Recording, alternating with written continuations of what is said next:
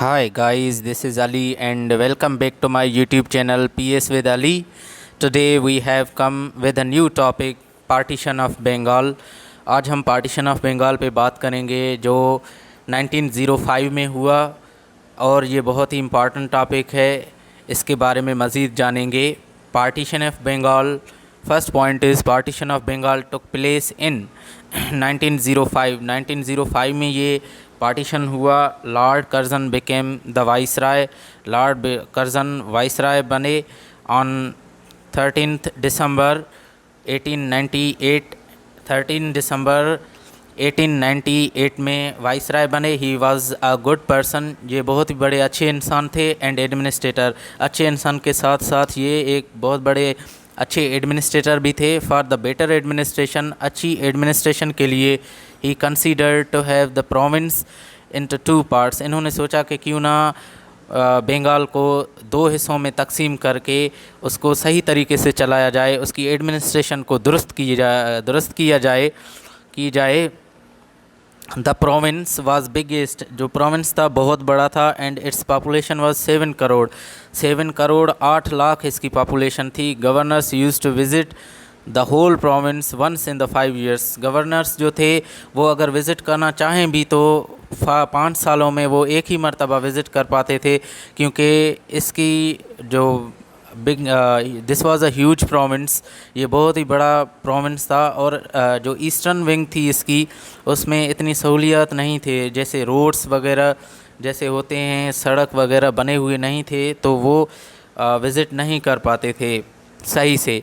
तो अच्छी एडमिनिस्ट्रेशन चलाने के लिए लॉर्ड कर्जन ने सोचा कि क्यों ना हम इस प्रोविंस को दो हिस्सों में तकसीम करें ताकि अच्छी एडमिनिस्ट्रेशन हो पाए और ईस्टर्न विंग्स के जो लोग हैं और वेस्टर्न विंग्स के लोग दोनों को इक्वल जो राइट्स हैं वो दिए जाएं। और इक्वल राइट्स देने के साथ साथ जो है वो अच्छे तरीके से एडमिनिस्ट्रेशन चलाई जाए ताकि दोनों साइड से जो लोग हैं वो सहूलियत हासिल कर सकें।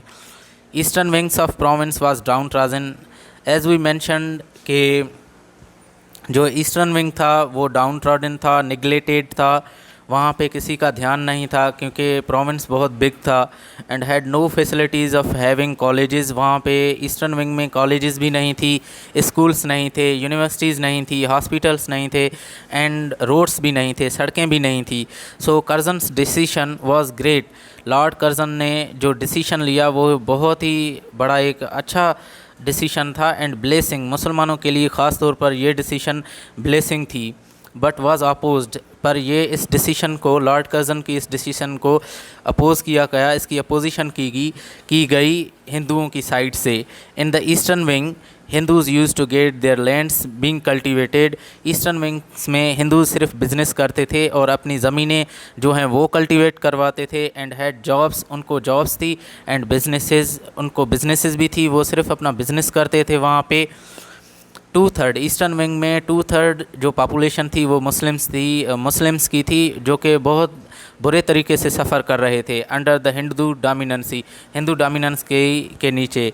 वो यूं के जो मुस्लिम्स थे वो लैंड्स भी कल्टीवेट करते थे और हिंदूज़ के जो है वो हिंदूज़ का सब्स्टिट्यूट होकर काम करते थे। एज़ ऑलरेडी वी मेंशन, जैसे पहले हमने मेंशन की बात, that eastern part of province suffered, eastern जो पार्ट था प्रोविंस का उसने बहुत बुरे तरीके से सफ़र किया।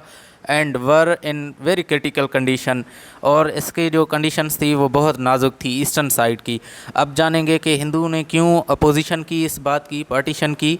तो let's know why Hindus opposed this decision of Lord Curzon.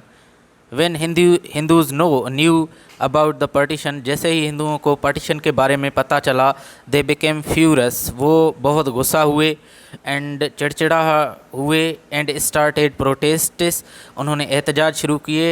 And where they started their protest, उन्होंने अपने प्रोटेस्ट कहाँ शुरू किए और उनका मरकज़ कौन सा सिटी था जी। Let's know that city was Kolkata.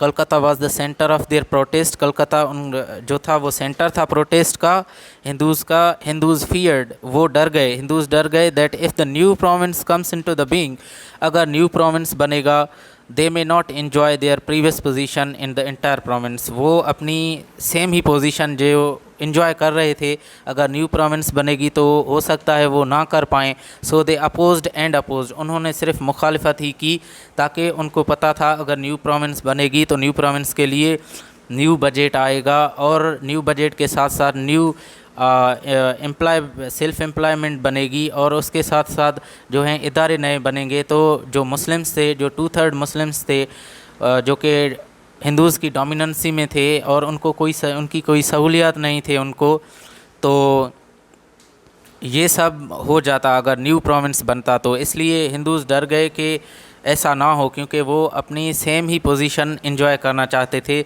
जैसे वो वेस्टर्न विंग में एंजॉय कर रहे थे। बेनिफिट्स फॉर द मुस्लिम्स, कि what were the benefits of Muslims in this partition, मुसलमानों के लिए क्या बेनिफिट्स थी इस पार्टीशन में। The partition was a blessing for the Muslims, जैसे मैंने पहले भी कहा कि ये जो पार्टीशन थी मुस्लिम्स के लिए बहुत ही बड़ी एक नेमत थी, ब्लेसिंग थी। इन द न्यू प्रोविंस, नए प्रोविंस में they had to get new roads, उनको नई सड़कें बन के मिलती, रिनोवेटेड बिल्डिंग्स, और उनकी बिल्डिंग्स नहीं होती जो कि पहले बनी हुई थी और पुअर कंडीशन में थी। न्यू स्कूल्स, नए स्कूल्स बनते, कॉलेजेस बनती, universities, hospitals, courts, universities, hospitals और कोर्ट्स भी बनते। And this had to increase the opportunities of new employment. ये सारी जो चीज़ें थी, ये सारी जो डिपार्टमेंट्स थे, ये मुसलमानों के लिए एम्प्लॉयमेंट की भी अपॉर्चुनिटीज़ लाते, because they ever wanted to Hindus. And क्या हुआ, हिंदूज़ इसको क्यों अपोज़ कर रहे थे, क्योंकि this was less enjoyable for the Hindu brothers. Hindu brothers के लिए ये एन्जॉयबल नहीं था। अगर मुसलमान ऐसे तरक्की कर जाते पार्टीशन ऑफ बंगाल के बाद, तो हिंदूज़ कैसे अपने लैंड्स कल्टीवेट करवाते और उनकी डोमिनेंसी में कौन काम करता। तो इसलिए वो चाहते थे कि मुस्लिम्स में ये अवेयरनेस ना आए, उनको ये डिपार्टमेंट्स, जो न्यू डिपार्टमेंट्स हैं वो ना मिलें, उनकी एम्प्लॉयमेंट इंक्रीज़ ना हो, उनकी सड़कें बनी हुई ना हो, ताकि वो हमेशा उनको यूटिलाइज़ कर सकें, और यूटिलाइज़ करने के साथ साथ वो हमेशा ही डोमिनेंट रहें और इन्जॉय करते रहें। इसलिए उन्होंने अपोज़ किया। They vigorously opposed this partition. So the partition gave some happiness to the Muslims. पहले पहले जब लॉर्ड कर्जन ने ये डिसीशन लिया और काम हो रहा था प्रोविंस पे, तो मुसलमान खुश हुए, वाइल मेड हिंदूज़ मच सोर, और हिंदुओं को ये नागवारा लगा और वो खुश ना हुए। फ्यूरस एंड कॉलरिक, वो बहुत ही गुस्सा और नाराज़ हुए। सवादेशी मूवमेंट, ये इस पार्टीशन के दौरान बहुत ही एक बड़ा मूवमेंट था, Swadeshi movement. This was Hindus movement to boycott the trade of Britishers. ये हिंदूज़ का मूवमेंट था जिसमें उन्होंने ब्रिटिशर्स की जो ट्रेड थी उसका बायकॉट किया, and not to use their goods, उनका जो सामान था जो ट्रेड में वो ख़रीदते थे उनका भी बायकॉट किया, और कहा कि हम इसे यूज़ नहीं करेंगे। इवन द ब्रिटिश क्लॉथेस, बरतानिया से जो क्लॉथेस आते थे वो इंडियंस वर वियरिंग, जो इंडियन लोग पहनते थे, दे बर्नड, उन्होंने वो कपड़े जला दिए। Even did not let to wear British clothes their friends, उन्होंने अपने फ्रेंड्स को भी रोका कि अगर आप लोग भी ये क्लॉथेस बरतानिया के ना पहने। अगर एक्सीडेंटली किसी को वो देख भी लेते थे तो उसको मारपीट करते थे, और उसको वो बरतानिया के कपड़े जो है वो टीयर कर देते थे, फाड़ देते थे। They want sit with Muslims in the same schools, वो मुसलमानों के साथ जो हिंदू स्टूडेंट्स थे वो सेम स्कूल में नहीं बैठते थे। वो कहते थे दे स्मेल्ट ओनियंस, उनके पास से जो है वो स्मेल आती है ओनियंस की। The Hindus detested read at the peak on the dangerous level, Hindus की जो नफ़रत की लेवल थी वो बहुत ही बढ़ गई मुस्लिम्स के लिए, और ये नाकाबिले बर्दाश्त था।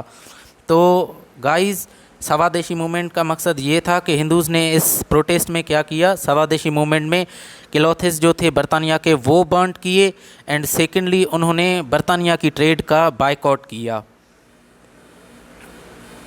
लेट्स नो, इसमें एक पॉइंट आता है जहाँ पे ईस्टर्न जो विंग है वहाँ पे बेम फ्लोलेड फुलर्स को गवर्नर करके मुकर्रर करते हैं, अपॉइंट करते हैं उसे। तो what Fuller did, he was the new governor of eastern wing. ये ईस्टर्न विंग के नए गवर्नर थे ऑफ द प्रोविंस के। ही try to com the situation, इन्होंने सिचुएशन को कॉम करने की कोशिश की, बट ही फेल्ड, ये नाकाम रहे due to harsh Hindu attitude, Hindus का जो सख्त रवैया था उसकी वजह से। वरना इन्होंने बहुत ही कोशिश की कि ये जो है हालात को इम्प्रूव कर सकें, इम्प्रूवमेंट ले आ सकें, लेकिन ये वो कर नहीं पाए क्योंकि हिंदूज़ का जो हॉरिश एटीट्यूड था वो कभी काम होने वाला ही नहीं था। He stopped the students to interfere in the politics, इन्होंने स्कूल्स में जाकर, कॉलेजेस में जाकर स्टूडेंट्स से रिक्वेस्ट की कि आप लोग पॉलिटिक्स में इंटरफेयर ना करें, but he wasn't obeyed. Hindu students ने इनको ओबे नहीं किया ड्यू टू क्रिटिकल कंडीशन, नाजुक कंडीशंस की वजह से ही रिज़ाइंड, इन्होंने जो है वो रिज़ाइन कर दी। Government was also compelled, government भी मजबूर थी, and had no option without accepting the resignation ये एक्सेप्ट करने के अलावा गवर्नमेंट के पास कोई ऑप्शन ही नहीं था। तो ये जो न्यू गवर्नर थे बेम फ्लोलेड फुलर, उन्होंने रिज़ाइन किया एंड ब्रिटिश गवर्नमेंट ने उनकी रेजिग्नेशन एक्सेप्ट कर ली। सो पार्टीशन एनल्ड, लास्ट में क्या हुआ, जो पार्टीशन था पार्टीशन मनसूख हो गया क्योंकि बरतानिया की गवर्नमेंट के पास कोई ऑप्शन ही नहीं था, और कोई ऑप्शन ही नहीं था पार्टीशन को एनल करने के लिए, मनसूख करने के लिए। Finally British government एनल्ड the partition, बरतानिया की गवर्नमेंट ने मनसूख किया पार्टीशन को टू मेक हिंदूज़ डिलाइटेड, ताकि हिंदूज़ खुश हों। Hindus celebrated the feast, Hindus जो थे उन्होंने जश्न मनाया, नेशनल डे मनाया, and they also invited king and queen in the feast, उन्होंने अपने फीस्ट में बरतानिया के किंग और क्वीन को भी इनवाइट किया और कहा कि हमारी काली माँ बहुत अब खुश हुई है। So they were celebrating the feast and king and queen also celebrated the feast with them. Muslims showed, what was the reaction of Muslims on the partition annulment, जब पार्टीशन एनल हुआ तो मुस्लिम्स का क्या reaction था। Muslims showed their anger, उन्होंने भी गुस्सा show किया मुस्लिम्स ने, and said our silence is not our weakness, हमारी जो साइलेंस है, खामोशी है, वो हमारी वीकनेस नहीं है, but it is the silence of anger and सारो, ये हमारे गुस्से और गम की जो है खामोशी है, इसलिए हम खामोश हैं। This partition and Hindu attitude disappointed and disheartened the Muslim so much, ये जो पार्टीशन थी और हिंदूज़ का जो इसमें एटीट्यूड था, सो हारिश एटीट्यूड, इसने मुसलमानों को बहुत ही मायूस किया। So finally with the harsh attitude of Hindus and hard protest of Hindus, the partition annulled, Muslims got sorrows, and Hindus were on another side, Hindus were celebrating the feast. ये जो आज का हमारा टॉपिक था पार्टीशन ऑफ बंगाल, बहुत ही important topic था जो हमने डिस्कस किया। आप हमारे चैनल को विज़िट करते रहिए और देखते रहिए हमारे lectures for further updates. Thanks for watching, stay tuned.